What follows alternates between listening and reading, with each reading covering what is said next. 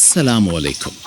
आज हम आपको गांव की एक ऐसी खूबसूरत सुबह दिखाने जा रहे हैं जहां परिंदों की मीठी नेचुरल आवाज़ें, भैंस का ताज़ा दूध दोहना, हरी भरी खेतों की दिलकश हरियाली, तिल की लहराती फसल, केले के खूबसूरत दरख्त और जानवरों के लिए चारा काटने का असली गांव वाला मंजर आपका इंतज़ार कर रहा है।